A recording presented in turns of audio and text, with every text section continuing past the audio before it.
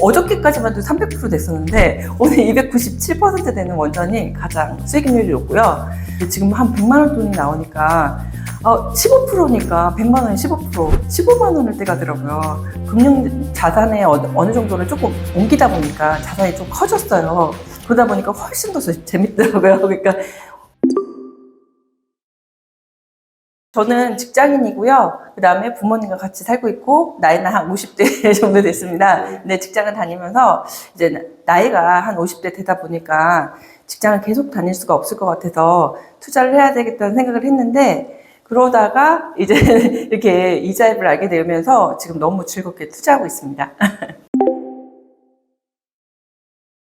제가 웬만하면 연금저축 있잖아요. 그거에 600만 원을 먼저 채우고요. 저는 그걸 먼저 채우고, 그거를 채우더라도 한 달에 한 50만 원씩 나가거든요. 그거 채우고, 그 다음에 두 번째로는 IRP를 300만 원을 채우면 되거든요. 그래야지 세제 효과가 있으니까. 그건 25만 원씩 하고, 75만 원은 기본적으로 그냥 국영수처럼 하고 있고요. 그 다음에 ISA 계좌를 이용해서 그쪽에다 좀 놓고 있거든요. 근데 요즘에는 또 배당이 많이 나오다 보니까 네, 제가 생각한 것보다 더 많이 이제 투자를 하게 되었어요. 그리고 지금 제가 그 연금저축이라든지 IRP를 하다 보니까 맨 처음에는 돈이 얼마 없어갖고 배당금 나올 때도 10,000원, 뭐 10만 원 이렇게 나올 때는 뭐 세금에 대한 게 별로 감각이 없었습니다. 근데 지금 한 100만 원 돈이 나오니까 15%니까 100만 원에 15%, 15만 원을 떼가더라고요. 근데 나중에 되면 더 금액이 커지면 만약에 1,000만 원이다? 그러면 150만 원을 떼갈 수도 있는 건데, 그렇게 생각하니까 연금저축하고 IRP를 무조건 이용을 되겠다라는 생각을 많이 하고요. 지금은 제가 부동산에도 조금 이게 자금이 있어요. 근데 지금 현재는 부동산에 있는 자금을 금융자산으로 바꾸려는 노력을 많이 하고 있고요. 맨 처음에는 돈이 별로 없어서 많이 투자를 못했었는데, 금융 자산에 어느 정도를 조금 옮기다 보니까 자산이 좀 커졌어요. 그러다 보니까 훨씬 더 재밌더라고요. 그러니까 이게 비중이라는 생각도 많이 들어요. 요즘에는 그런 생각이 더 많이 드는 것 같아요. 다 갖고 있어요. 다 갖고 있어요. 이거 무조건 그게 장단점이 조금씩 있어가지고는 우선은 다 만들어 놓는 게 좋은 것 같아요. 왜냐면 ISA는 3년 정도 되면 또 빼서 사용하실 수도 있기 때문에 더 좋은 것 같고요. 그 다음에 채권도 할 수 있고, 그 다음에 개별 주식도 할 수 있고, ETF도 할 수 있기 때문에 맨 처음에는 그것까지는 생각을 못 했는데, 이제 또 투자를 하다 보니까 또 욕심이 생기니까 ISA도 필요한 것 같더라고요. 저는 원전하고요.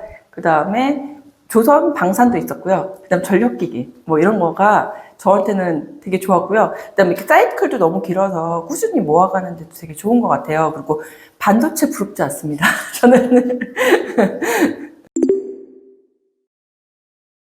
대략 100%는 다 넘었고요. 그 다음에 그 중에서도 어저께까지만 해도 300% 됐었는데 오늘 297% 되는 원전이 가장 수익률이 높고요. 그리고 그 중에 이제 제가 수익률이 높다 보니까 비중을 좀 많이 넣다 보니까 전체적으로 섹터가 더 좋아진 것 같다는 생각이 들어요. 그건 비밀인데 여기니까 얘기하는데 그 정도 됐을 거예요. 그러니까 제가 돈만 있으면 거기다 놓게 되는 거예요. 소비하는 게 너무 아깝고 넣게 되게끔 되더라고요. 저는 맨 처음에는 잘 몰라서 이자에서 나오는 세미나를 통해서 이제 들었고요. 거기서 이제 데이터 기반으로 해갖고 객관적인 자료로 봤는데 맨 처음에는 잘 몰랐어요, 제가. 그래서 한 개씩 투자를 하다가 저도 생각이 생기고 그다음에 저도 스스로 공부하게 되더라고요. 그 내용을 잘 몰랐을 때는 그냥 막상 하다 보면 재미없고 그랬는데 이자 세미나를 통해서 이게 객관적인 자료를 보면서 하니까 되게 편하게 제가 공부를 할 수 있었고 그렇기 때문에 더 많이 넣게 되었던 것 같아요. 그러니까 맨 처음에 기초를 잡아준 게 이자 세미나였고, 그 다음 준리 대표님 부자학교에서 공부를 했기 때문에 더 그런 것도 있었던 것 같습니다.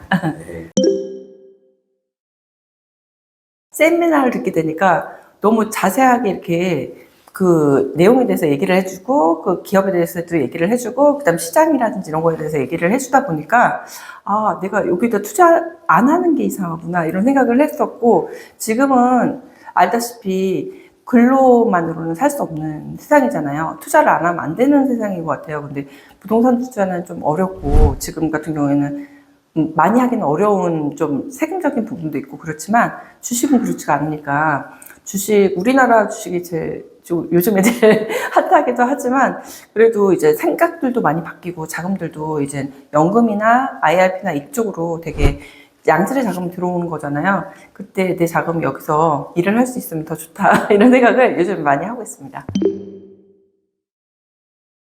우선은 저는 직장인이다 보니까 직장을 다니는 동안 55세 동안 단단한 자금, 노후 자금 만들기 위해서 최대한 많이 이제 세금 감면을 통해서 넣으려고 하고 있고요. 그 중에서 제가 공부한 것 중에서 되게 그쪽에 개별 주식을 살 때도 있지만 개별 주식보다는 ETF를 사는 게 마음이 더 편했던 것 같아요. 그래서 자동이체 걸어놓고 이제 월급 타면 바로 빠져나가기로 했던 게 저는 더 좋았던 것 같아요. 한 1년 동안 그렇게 하니까 이제 금액이 커지니까 뒷자리가 좀 생기고 그러다 보니까 앞에 숫자가 바뀌고 뒷자리가 생기고 막 이렇게 하다 보니까 그 다음서부터는 막 수익률이 큰 것보다는 안전하게 가는 거를 더 선호하게 됐어요. 지금 현재는.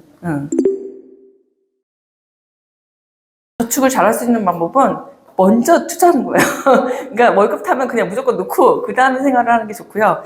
그 다음에 만약에 뭘 사고 싶은 게 있다. 그러면 장바구니에 담아놨다가 사지 않고 기다리고 있는 거예요. 그리고 하루만 지나도 그래도 사야 된다 그러면 사는 게 좋고요. 근데 웬만하면 이제 수익률이 늘어나고 그다음에 숫자가 달라지게 되면 사는 게 싫을 거예요.